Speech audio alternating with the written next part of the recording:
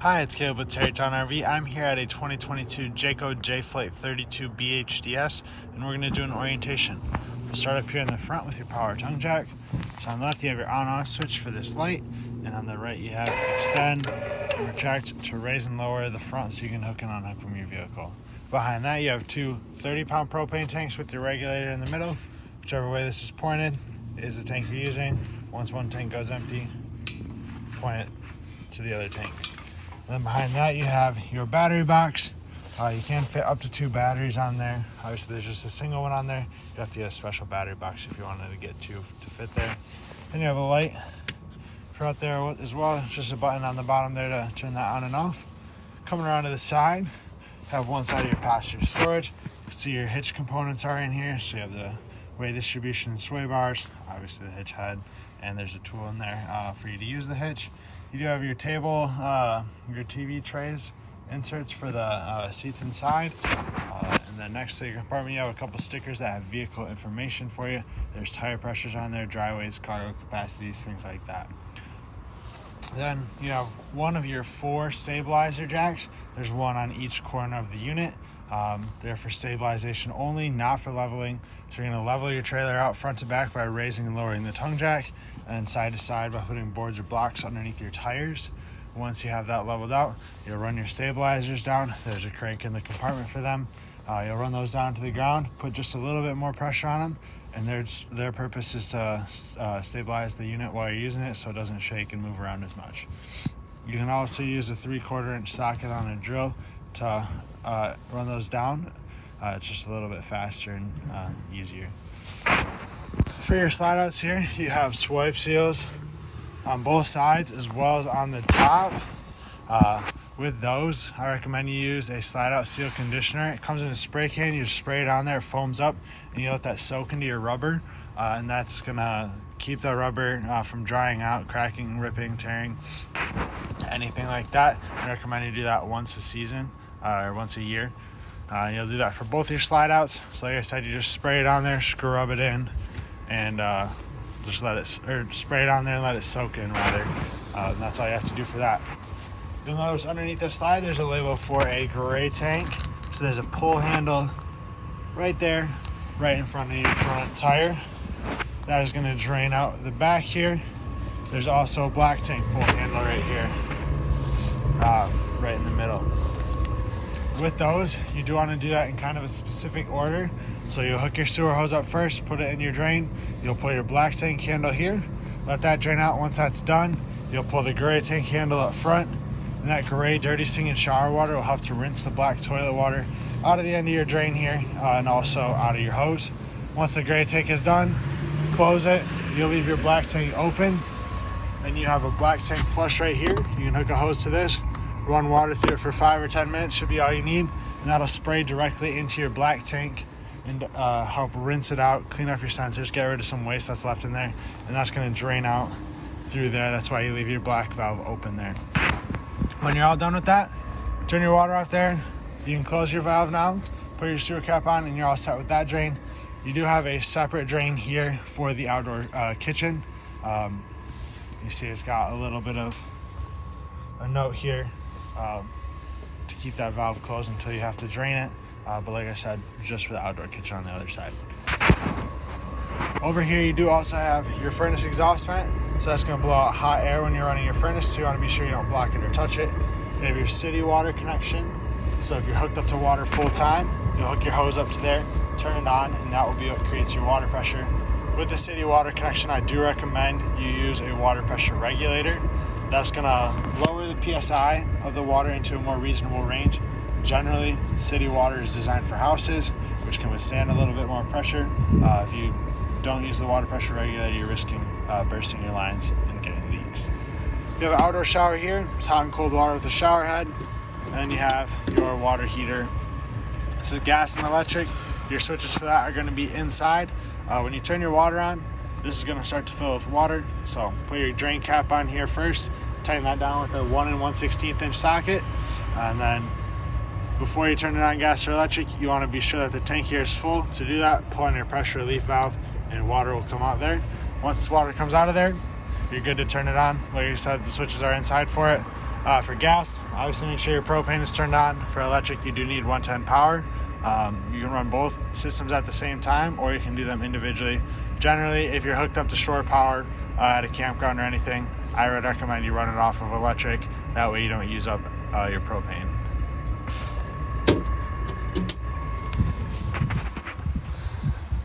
In the back corner here, you have input for cable and satellite.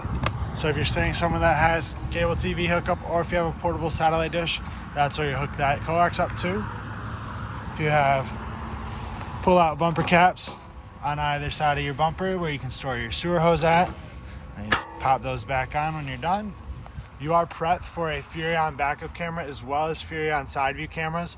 Those make towing a lot more comfortable because you can see all around you. It also obviously makes backing up easier because you can see behind you. So it is prepped for that. It's basically plug and play, super simple to install, and super helpful as well. Your spare tires back here, same size as your other tires, and as you can see, it does come with a cover. You have ladder access up to your roof. Your roof is fully walkable. We actually recommend you get up there at least once a year to check all your seals and everything, make sure there's no cracks, gaps, holes, or anything like that. And if there are, you find any, if you use self-leveling lap sealant to touch those up, that'll level itself out and seal that back up. And then for your rubber roof membrane, we recommend you clean that with a rubber roof cleaner and conditioner. You'll spray that on, scrub it in, rinse it off, and that's all you got to do. It's going to keep your roof looking nice and clean, and it also will keep the membrane conditioned, and it'll keep it from drying out and shrinking, things like that. Then we have the outdoor kitchen over here. Nice big door. It's going to create kind of a canopy up above us. And they have mini fridge, temperature control here in the corner. Just turn the dial. 0 obviously is off. For that, you do need to be plugged into shore power for it. It just plugs into a 110 outlet on the back side of that, so it will not run off of your battery. Your fridge inside will run off of your battery though. You have a light switch to do the blue accent light there, and then push button in the middle of that. You have access to the bathroom from the outside. That way you don't have to go in through the front door and track mud and dirt, everything through the camper. You can just go straight into the bathroom if you need to access that. You have your power awning. Switch for that's going to be inside. You have 2 outdoor speakers, which are controlled from inside as well. You have TV mount here for the outside, and then 110 outlets, coax there. There's going to be this style mount inside as well in the bedroom. Just a quick connect, basically pops on there from the top and latches in place, so you can swap TVs between inside and outside. Your fresh water tank fill is also over here. So it's just a gravity fill. You stick your hose in there, turn it on, and that'll fill your freshwater tank. Once your freshwater tank is full, then you turn on your water pump to use that water. You'll notice there's a couple low point drain labels over here. There's a white one there and a white one there. Those are for your freshwater tanks, to open and close those. And then the one in the middle here, that's the red and blue line. That's the lowest point of water for the water system. You'll use those for winterization primarily. So you open them up, drain all the water out of your lines, and then you can close them and run antifreeze through the system. And in the middle, you do also have an LP quick connect. So if you had an outdoor grill, you can set that up, and that is tied directly into your propane system. You have solid steps here to the front entrance. With these, make sure that your entry door is all the way open. That way when you take them in and out of your doorway, the latch on the right side clears your door. And then you have a lock on the left. Just gonna lock it into place. You'll notice it still wiggles around a little bit. When you close your door over top, it's gonna pinch that on both sides between the door frame and the door. That'll secure that in place. Your legs are also adjustable. To extend them, just pull on them. To retract them, you'll push the tabs in, and that will retract them. Pull the blue handle to unlock it, and then pull towards you. Set these down very carefully. And when you take them out, you want the top of the step here to be as flush to the bottom of your door frame as possible. That way your door has enough clearance to close, and that way the bottom of your door here doesn't hit the corner of your step. And the last thing out here is going to be the other side of your passenger storage. You have your starter kit over here, so 10-foot freshwater or 10-foot sewer hose, 25-foot freshwater hose, a 30 amp to 110 adapter. These are the jack cranks I mentioned for the stabilizers. Those cranks you can also use for your tongue jack. If it were to ever fail, you can remove this rubber piece here, stick that crank in there, and you can manually run that up or down. And also, this is what that Furrion side view camera looks like. Or side view camera prep rather. There's one on either side on each of these front marking lights, and they're gonna give you a visual down the entire side of your unit, so that way it kind of helps to eliminate your blind spot a little bit, and makes switching lanes, driving down the road a lot easier. We'll work our way inside here though.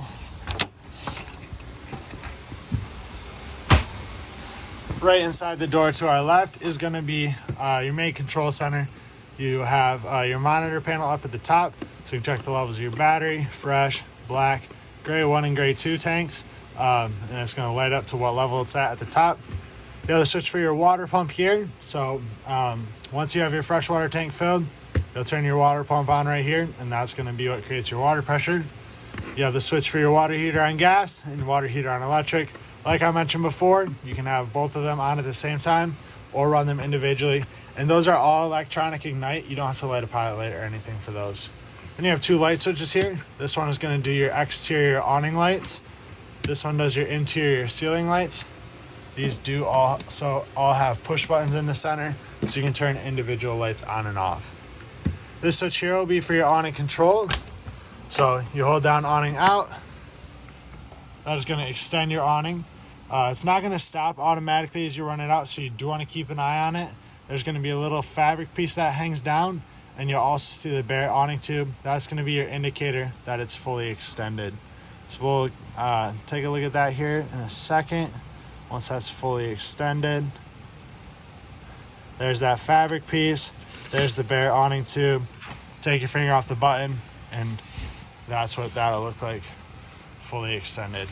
Your awning arms are also adjustable on either side. You'll notice there's a sticker here that says pull down to adjust pitch. So pull down right there. It's going to bend at this elbow, and that is going to allow water to drain off of one side or the other. Just be sure when you close it, or before you close it, that you straighten those back out. That way it closes evenly. And to close it, just hold down awning in until it's up against the side of the unit. Next to that, you have a switch for your slide out. This is going to be for the main slide out here. You have a separate switch in the hallway to the rear for the bunkhouse slide. Same thing here, you just hold down out until it's fully extended and until it's fully retracted. Once it's fully extended, you'll hear a noise like this, a little clicking sound. It'll make that noise once it's fully retracted as well. That's going to be your indicator that it's fully in or fully out. We'll work our way through the rest of the unit here. Your keys are going to be here on your sink. Everything is key to like with the exception of your outdoor shower. So these silver keys are going to go to all your compartments as well as your 2 entry doors. These black keys, they go to your outdoor shower.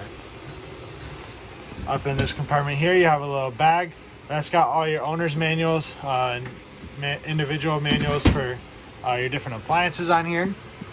Have a standard 110 microwave. You do need shore power in order for this to work. Like I said, 110, it just plugs into an outlet on the other side of this, but it'll work just like a microwave would at your house. You have a light and fan for above your stovetop. This glass cover here just folds up into the back, creates an extra backsplash back there to light your stove. Turn these to the flame, whichever one, and then turn your igniter here to the right until each burner is lit. It's got arrows that indicate you turn it to the right. If you turn it to the left, that'll break that knob, and then you can adjust your temperatures on there. For your oven, you do have to light a pilot light first. You'll turn it to the flame icon, push and hold this in while you turn your igniter. Once your pilot is lit, you can set your temperature. And then you have a light switch here. Flip that up, it does the controls. Flip it down, it does the controls as well as your oven light. And then when you're all done using this, just be sure to fold your cover back down, especially for travel. It's got little rubber tabs on either side that are going to help hold that in place. Below your oven, you have your breaker panel and your breaker box and fuse panel. Everything is labeled here on the sides. If a fuse were to go out, there will be a LED that lights up next to it so you know which one is bad, and you'll also be able to see that through the window there. For your refrigerator here, this is a 12-volt refrigerator or electric only refrigerator. To turn it on, just hold down the power button. It's going to beep at us here, and then the blue light will come on. You have your controls for your refrigerator temperature and your freezer temperature here. It's on a scale of 1 to 5. 5 is the coldest. Then you just change that with the plus and minus there. And you can switch over to to the freezer. And then night mode there, that's just going to be kind of an energy efficient mode. It quiets it down because nighttime you're not going in and out of there or anything, and you're trying to sleep, of course. We'll work our way into the bathroom now. So in here to the left, you have your shower and tub with a skylight up above. Your light switch is just underneath the medicine cabinet. You have your toilet with the foot pedal flush. Halfway down brings water just into the bowl. All the way down will flush that into your black tank. And then right up above, you have your vent with the fan. Pull the T-handle and slide it. Make sure it sits in the grooves there so it's secured. And then you have a switch in the corner here to turn that fan on and off. Just be sure you close this when you're not using it. If it's going to rain, obviously you don't want water inside. And make sure it's closed when you're going down the road for travel. If a gust of wind or something hits that, that'll bend the arm there, and you won't be able to close it, and it won't seal properly. Just be sure, once again, that it sits in the teeth there correctly so that it's secure.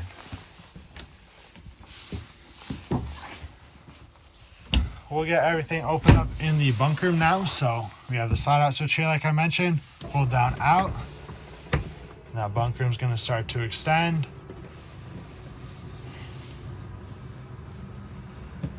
And this one will make that same clicking noise that we heard for the other one, for the front.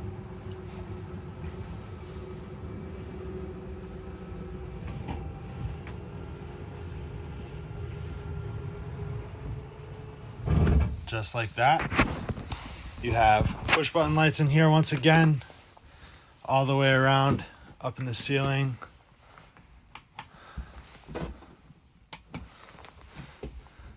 You have lots of charging outlets in here, so 110 outlet, 110 outlet, 110 outlet. This is also prep for your TV here.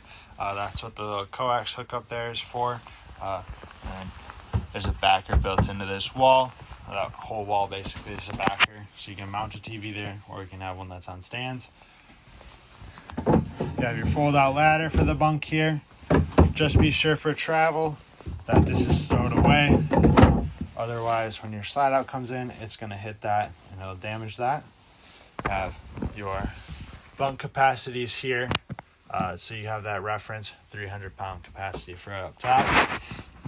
Big picture window in the back there. You have a fold-up bunk that's going to lock up in place here. Once again, bunk capacity 300 pounds. I would recommend for travel that you have the bunk in the up position like this. Otherwise, when you're going on the road, you hit a bump, it's just going to bounce up and down on these supports there. It's a lot more secure when it's locked in place. And then you have your Jayco modular bed couch here in the bottom. So you can move those cushions around, set it up however you want as a couch like this. If you're going to have TV or something, these do fold out and you have a big sleeping area. Turn these cushions to the side, make it kind of a lounge there. And you do have a big exit window here as well. It's got tabs on either side. You'll pop those open. You can push the window out. So in case of emergency, you can exit through there. Otherwise, you can use it for regular ventilation as well.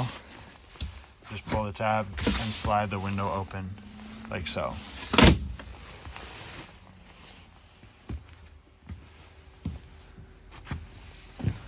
Right in the middle here, you do have an access panel kind of looks like a fake cabinet basically. That is going to be access to the back side of your water heater. The back side of your water heater is going to have a few bypass valves that you use for winterization because you don't want to run antifreeze through the water heater. But when you're ready to de-winterize, after you've run all the antifreeze through your system, take that panel off and you can change those bypass valves to open so that water will flow into your water heater, and that way you can use it for regular use. So that's what that little access panel is for. Below that is the intake for your furnace. Your thermostat is right here. So click the button on the left, that's going to turn it on. And we can go through our modes. So first is going to be fan. You have low, high, and auto. I recommend you just keep the fan speed on auto. And then AC, furnace, and off. And you just use the up and down air there to adjust your temperature. You have your U-shaped dinette here with the freestanding table. With this table on the side here, it's got a latch. That's what this yellow indicator is for. Just slide that way, and then that table is going to fold down, and that way you can turn this into a bed. I would recommend you actually have that in the down position for travel as well. That way you can set the table on these latches here, and that's going to kind of secure it in place, make it a little bit more stable. That way when your slide out's in, it doesn't tip and fall into your refrigerator or into the wall and damage anything. And you have your theater seats here. These both have pull handle for the recliner, and like I mentioned earlier, it's got the TV trays that sit in the cup holders. Those are in that pass-through storage up front. Your main entertainment center is right here. Once again, prep for a TV. All your connections come up through the middle there. You have your radio. This is also Bluetooth compatible. We'll turn it on.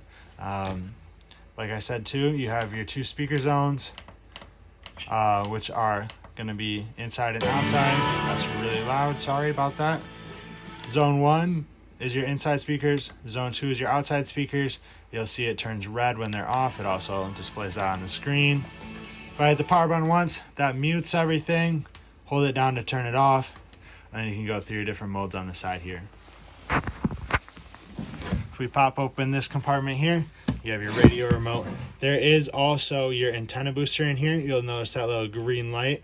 That indicates your antenna is on. If you're hooked up to cable TV or to satellite, there's a little button next to it. You'll push that. That turns that light off, and then you can have cable or satellite channels. And you can also run a 12-volt TV in here. There's a 12-volt plug here for the TV, which is super nice. That way you can run your TV off of your batteries. Coming into the bedroom now. If we pick up on the bed, there's going to be a little bit of storage underneath it. You can see that also connects to the pass-through storage outside. And it is strut assisted, so a strut helps to hold that bed up, so you don't have to prop it open with something while you reach under there. Your light switch for the 2 ceiling lights, which also have the push button in them, and then the ones above the bed are just the push button only. And that should be everything for the bedroom there, and I believe everything for inside here.